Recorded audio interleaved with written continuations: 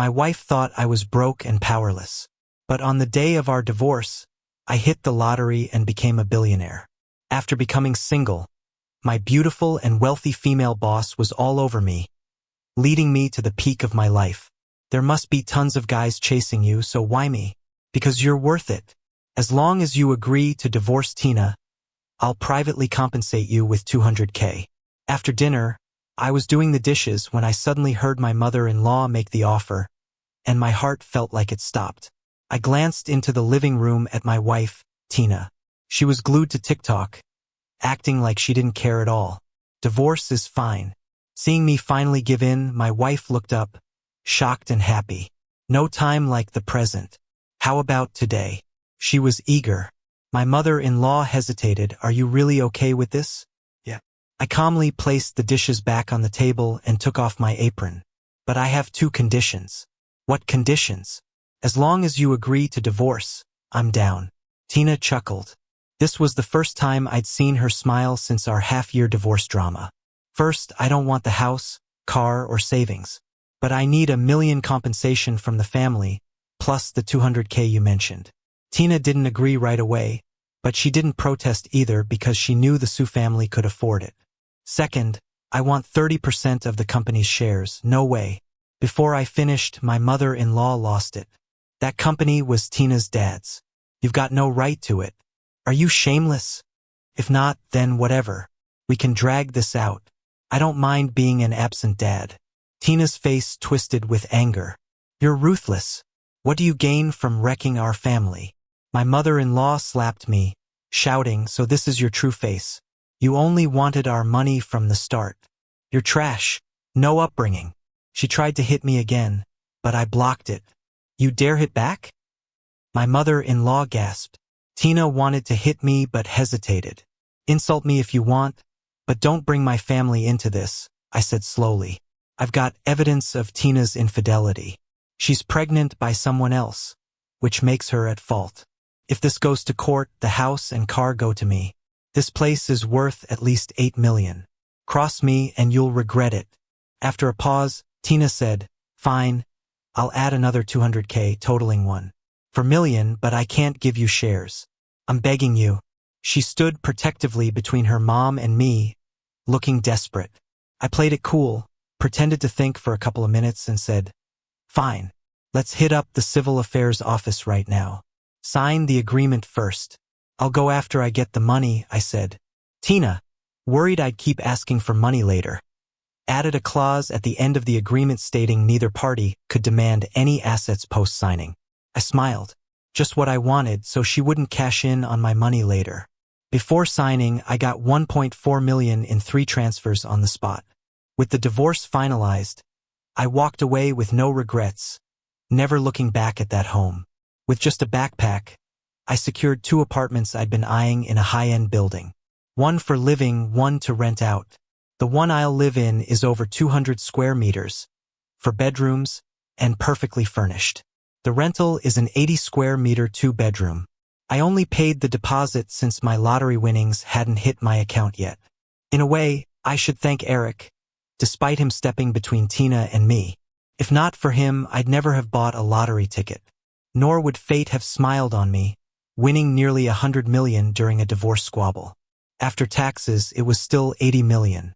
That day, I was at the hospital getting treatment, having been in a car accident while saving Tina. I hadn't fully healed. On the subway home with a bag of meds, Eric DM'd me an ultrasound on Instagram.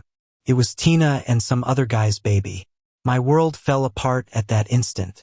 As a man, I truly loved Tina and our little family. I broke down, sobbing on the subway.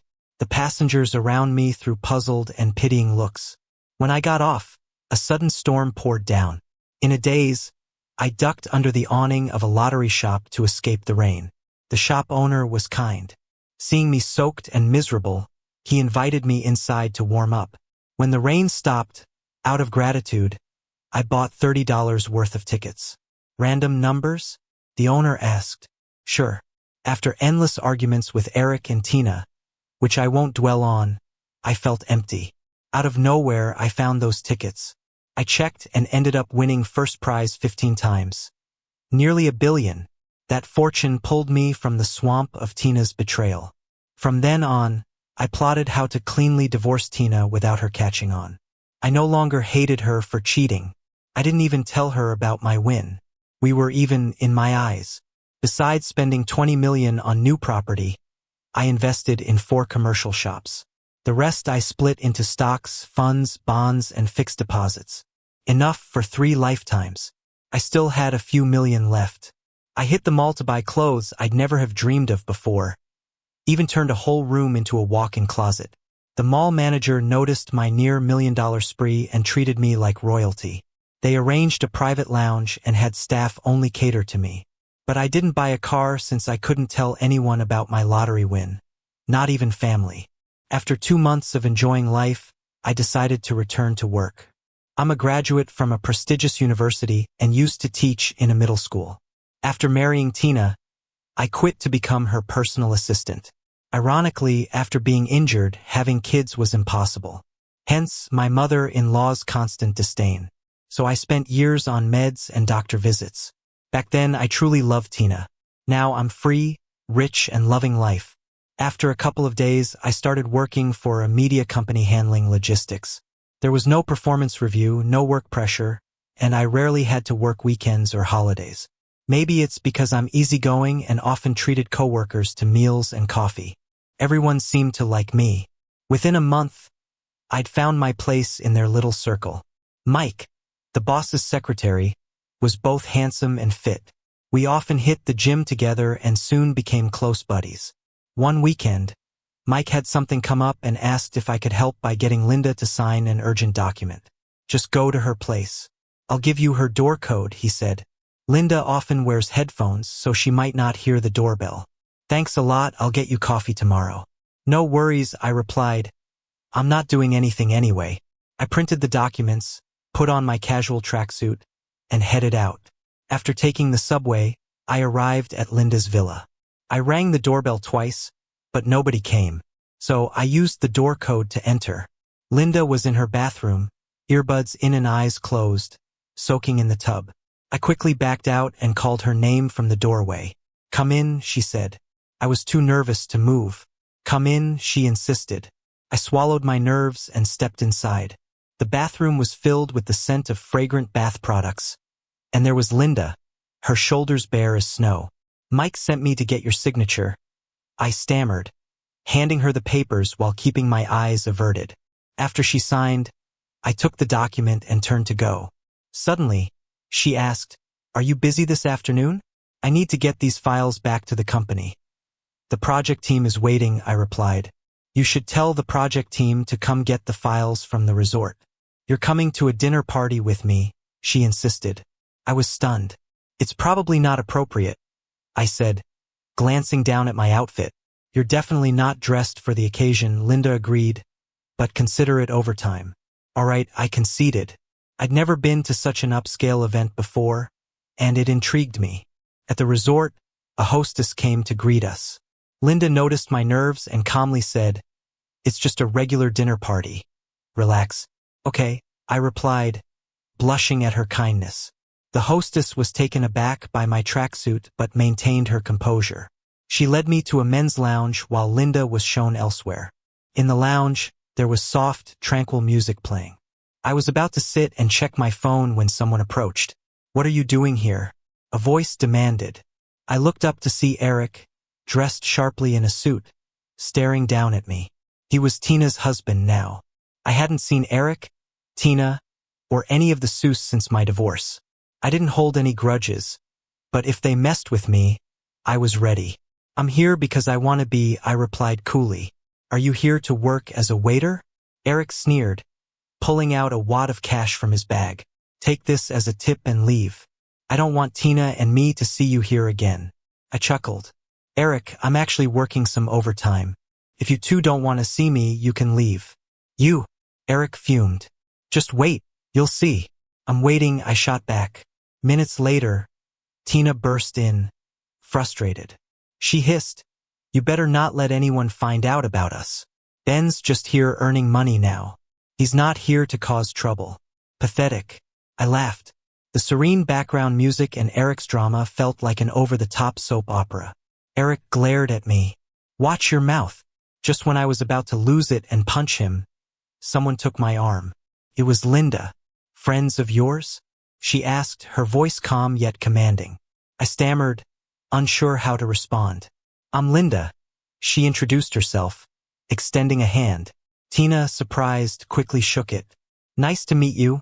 I'm Tina," she said, clearly recognizing Linda's elite status but had never managed to make a connection. Linda turned to me. "Ben forgot his suit. I'm taking him to change into a proper one. You two can carry on." She called me Ben so casually, I felt myself blushing again. Linda led me away without bothering about their stares. To my surprise, Linda really had a suit brought in for me, and soon a stylist was making me over. I looked completely different. "Let's go," she said, linking her arm with mine. When we stepped through the grand doors of the dinner party, there was a dazzling array of lights and mingling people. All eyes turned to us. Among them, I saw confusion and anger in the eyes of Tina and Eric. By the time we left the resort, it was well past midnight. Linda, tipsy from the evening's drinks, seemed a bit unsteady. I arranged for a driver to take her home, staying by her side to make sure she got back safely. Once she was home, I changed back into my tracksuit, ready to leave. "Can you make me some noodles?"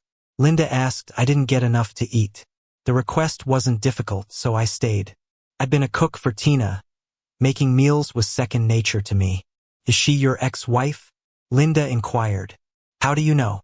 Says in your file you're divorced." Talking to such a beautiful, gentle woman who clearly showed interest in me made my heart flutter. I even started hoping for more. Her intense gaze made me blush as I turned to wash some vegetables. Suddenly, I felt Linda's arms circle me, her presence enveloping me as my heart raced. "You'll get wet," she murmured. "Huh?" I shivered inexplicably at her touch. Linda rolled up my sleeves slightly and leaned close, her words teasing. "I think you're imagining something odd." "Can't I imagine?" I replied, teasing her back, my wet fingers brushing her hand. Linda's eyes softened dreamily. "Would you stay tonight?" she asked. Staying meant spending the night. I didn't resist much. The night unfolded with unexpected ease. It was more harmonious than any time I'd been with Tina. We were completely open with each other, like the sweetest of lovers. But why? Liking something doesn't need a reason. At the office, Linda and I acted like nothing was going on. When we passed each other, we'd secretly touch hands or she'd pinch my waist. Sometimes she'd call me to her office, teasing me, leaving me all flustered but empty-handed. When she wanted me at her villa, she'd call the office landline and say, "I really want your noodles right now." Every time, it left me so nervous I felt numb, but I was thrilled. Mike noticed me acting odd. "What's up with you? You're blushing like crazy." I quickly hung up and touched my hot face. "I'm not feeling well, thinking about heading home early. Then go home and rest. I've got this. Besides, boss just left." "Thanks a lot." I bolted out. Without a car, I ran to a quiet spot next to another building. Linda was already there. Instead of driving home, she took me to a park's lakeside parking lot. There was wide green grass, bright sunshine, a gently flowing lake, and since it was midday on a workday, almost no one was around. No one to stop us from having a good time. And even if there were, so what? Consenting adults. Live and let live. After playing around in the car for a couple of hours, I started feeling hungry. Linda wanted to take me to a Michelin restaurant, but honestly, I just wanted some noodles. So we hit up the usual roadside spot for a big bowl of beef noodle soup. Linda was a bit unhappy, thinking it was dirty, but she didn't say anything for my sake. She didn't eat a bite, so after happily slurping up my noodles, I had to take her home instead. All right, don't be mad. I'll make you some noodles at home," I said to cheer her up. Linda raised her eyebrows and said suggestively, "Are you sure?" I rolled my eyes at her. "What's wrong with making noodles? How about tomato and egg noodles?" "Not talking to you." Linda crossed her arms, shooting a fake glare my way. Her flowing dress made her look like something out of a fairy tale. Even when she's upset, She steals my heart. Out of nowhere, we ran into Tina downstairs. What a mood killer, I thought. Tina stormed up. It was you, wasn't it? But when she saw Linda behind me, she looked like she'd swallowed a fly, instantly toning down. She stuck out her hand sheepishly. Linda, hi. Linda didn't bother shaking hands. She raised her eyebrows. Who are you? Do we know each other? Tina drew back awkwardly. I'm the project lead for the TV drama Prince. Turns out, Tina and all of Linda's media group were developing a project. Somehow, Linda maneuvered things so the investors didn't choose to work with Tina, even though it was contract signing time. Linda knew, but didn't show any sign. I don't know much about the TV project, but she had the pull if she wanted. Did you need Ben for something? Linda asked, playing dumb. Tina hadn't thought up a reply when Linda added, the two of you are divorced. You're strangers now. I hope whether you have something to say or not, you won't bother my boyfriend again.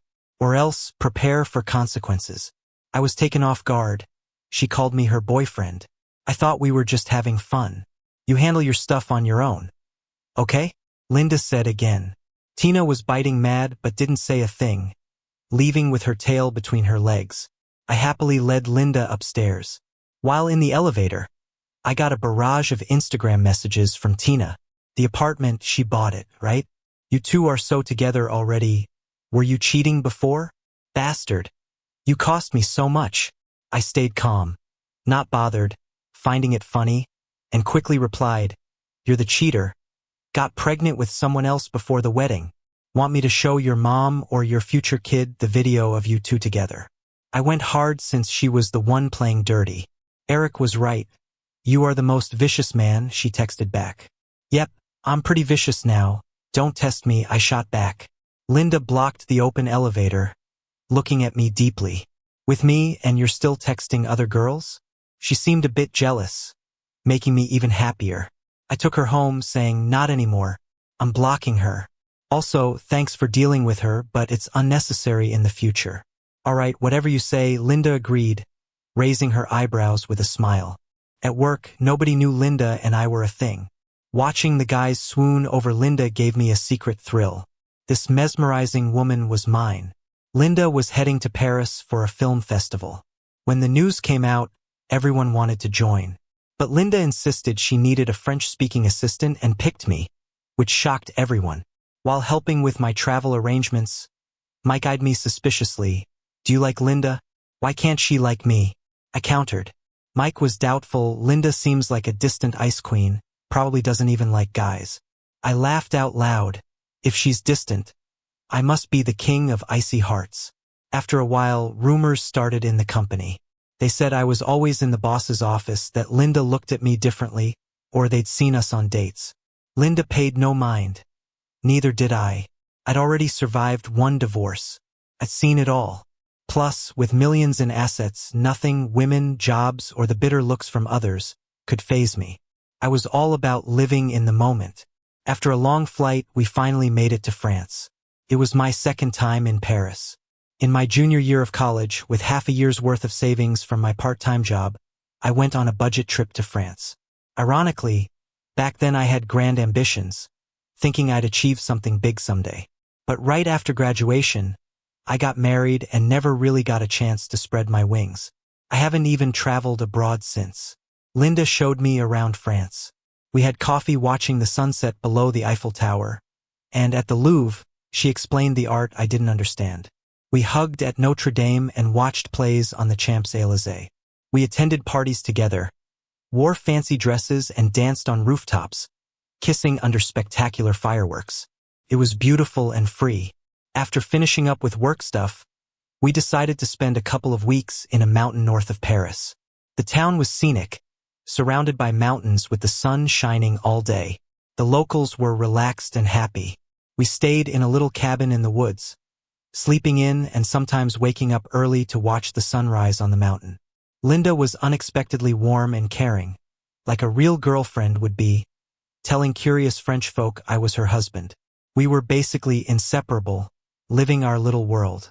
She'd cuddle up with me on the sunny wooden floors, chatting quietly, or softly kiss my forehead in the glow of a romantic sunset. The kitchen, Living room, study, and garden were all filled with our happy memories. She was never tired in front of me, always so full of life. The most memorable time was for my birthday. Linda drove us to the mountaintop for a camping celebration. As the sun set, we saw an elderly French couple dancing tango in the rosy twilight. No music, no audience, but I was captivated. Linda told them it was my birthday. They not only wished me well, but also gifted us a bottle of wine. Since Linda was supposed to drive, we didn't bring any booze. But to enjoy the wine, we decided to stay overnight on the mountain. It was a crazy idea, knowing that the mountain had wild animals around. The wind whistled through the forest, but the weather was perfect, neither too warm nor too cool, and the moon was bright. We kissed sweetly in the moonlight, relishing the joy of forbidden freedom. Since we originally planned to go back that night, we didn't have any condoms. Linda wanted to backtrack, admitting it was a mistake. She had that irresistible smile, her cheeks flushed and forehead a bit sweaty. No worries, I told her. I turned around, hugged her against the car, and confessed. I might be infertile. It was the first time I admitted this openly. Linda kissed my forehead, smiling, saying maybe she was too. Peace returned. Lying in the tent, I asked, "How come you chose me, with all the guys chasing you?" Linda, lazily hugging me, muttered, "Because you're worth it." Worth it. It brought tears to my eyes. I was worth it. I repeated it in my mind. Being with Tina felt like it was in another lifetime. Those times felt so dark and ignorant. Ignorant to think my efforts were out of love when it really wasn't. It was more like foolishness. Foolish enough to always try meeting others' expectations of me.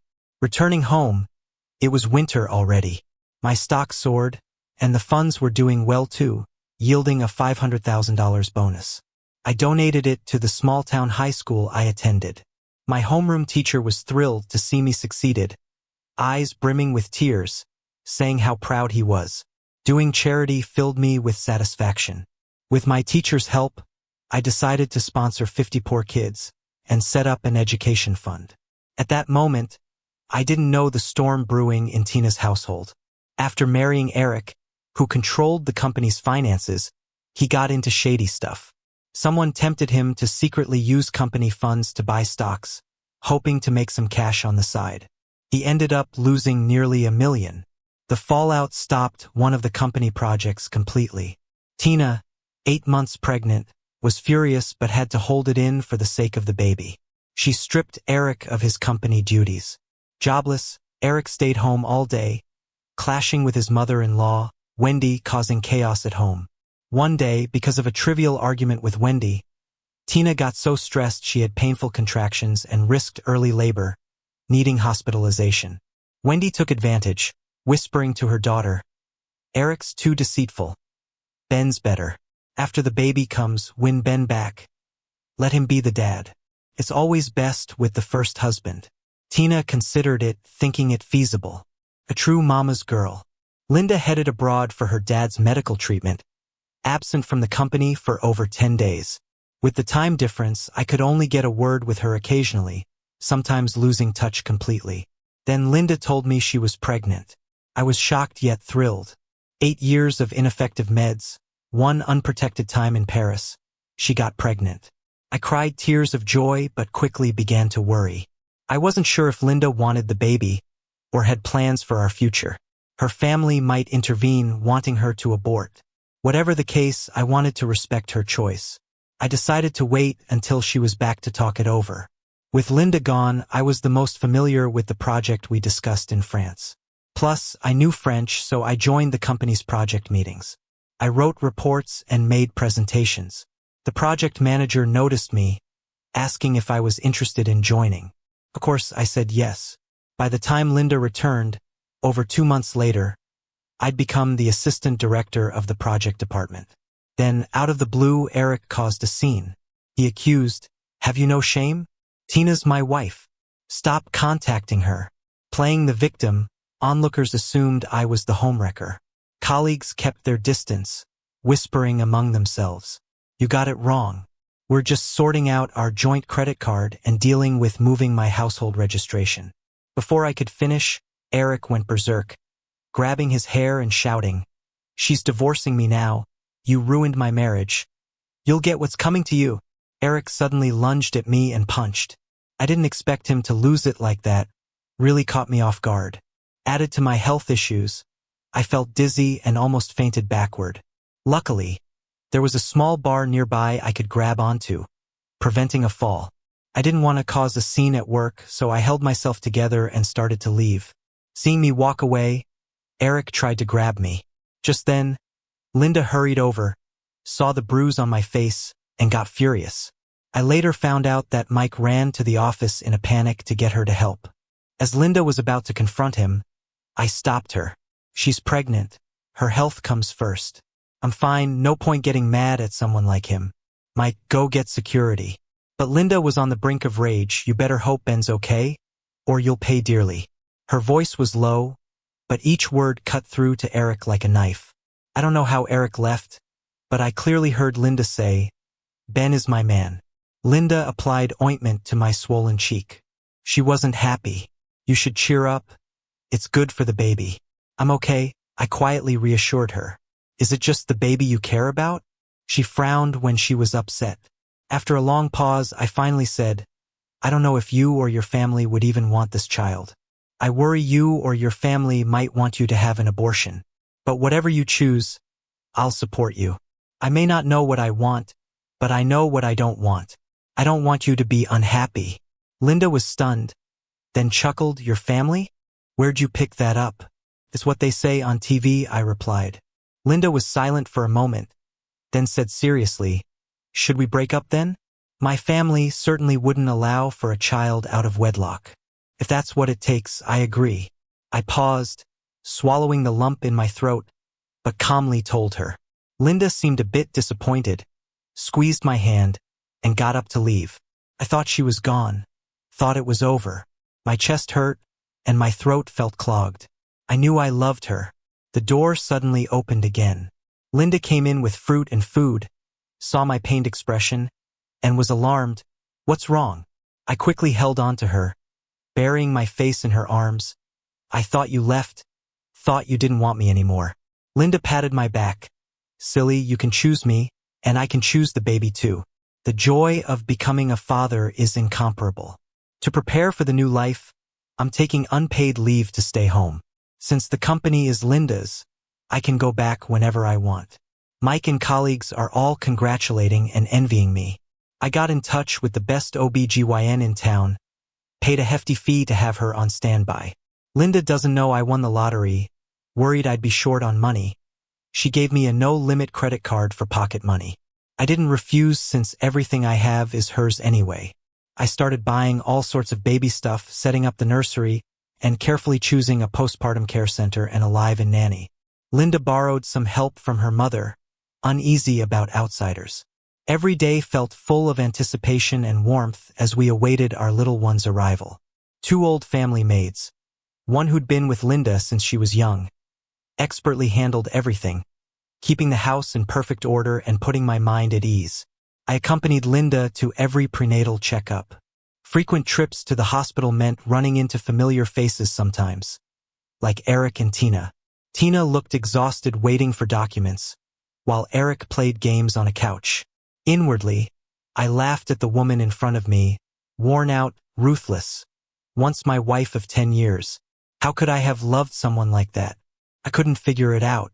When Tina saw Linda was pregnant, she was shocked. Eric, seeing her staring, slapped her. "Slut." "What? Hoping to rekindle old flames? Too bad he's got a woman now." Tina had never been hit before, and in her anger, slapped Eric back twice. Eric howled. "Don't think being pregnant stops me from hitting you." The two got into a screaming match, attracting attention with phones out recording. Linda pulled me away. "Ugh, too noisy. What do you prefer, a boy or a girl?" I asked Linda, lying on the sunlit wooden floor. "A boy," she replied. "Ugh, you're so biased." I teased. "I just think girls have it harder in this world than boys. I hope our child doesn't have to struggle like that. Boy or girl, I'll love them no matter what." Linda's words brought tears to my eyes. "She'll make an amazing mother." I told Linda about winning the lottery. She didn't ask much, just said, "Your money here will never be touched. Use it like before, and make sure to get everything properly notarized. Don't tell anyone else." I nodded. Not long after, a college friend told me Tina divorced Eric, giving up an $8 million house in the process. How much Eric took no one knows, but given Tina's mom's stroke from rage, it wasn't small. Their baby boy, still breastfeeding, was awarded to Tina. Their stories, like old things sealed away, will eventually disappear completely. By midsummer, I moved into the maternity ward with Linda, waiting for the new life to arrive. Linda's family probably already knew about me. Her siblings had their secretaries send over some nutritional supplements, but Linda's parents never showed up. Maybe Linda and I can never get married. It's probably like in those TV dramas where a divorced guy who doesn't match up with the wealthy family can't measure up to the heiress. But who cares at the end of the day? What I didn't know was that Linda's parents not interfering was already the biggest compromise. It was the result of Linda giving up half her inheritance.